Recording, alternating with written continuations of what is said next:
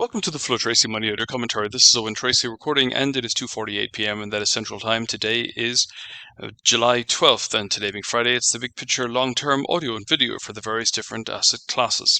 I think there's really only one big question right now, and it centers around the 2-year yield.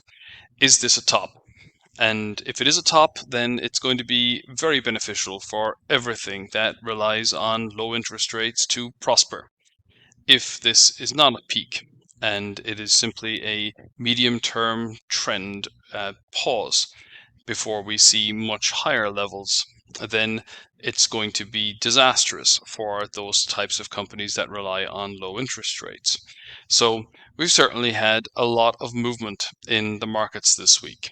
And it was a volatile week for a number of different reasons. The first is that Jay Powell was speaking to Congress, and he was very measured in what he had to say. Then we had CPI figures, and the month-over-month figure was negative for the first time since 2020. So that certainly put a fire under anyone who thought that perhaps we are going to see interest rate cuts pretty soon. PPI figures came out today, and they were a little bit higher than expected. So that moderated some of the speculation. But the 2-year yield continues to contract. We've had a very strong performance from gold. Then the mega cap shares, they pulled back sharply in response to the lower than expected CPI figures.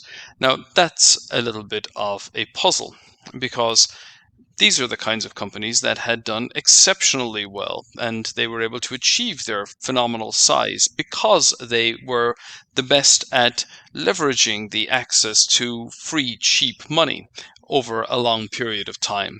So when you see that there's the potential that interest rates might fall, one would anticipate that that would be good for these kinds of companies.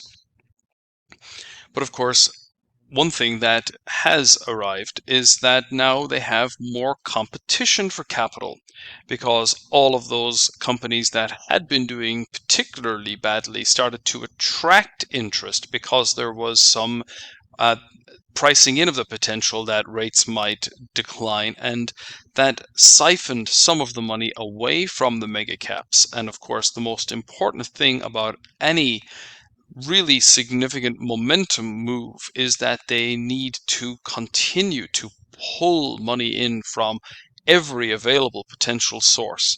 And that is a concentration of interest into a trend that helps to sustain the momentum. So whenever the momentum dries up, then you can have violent reactions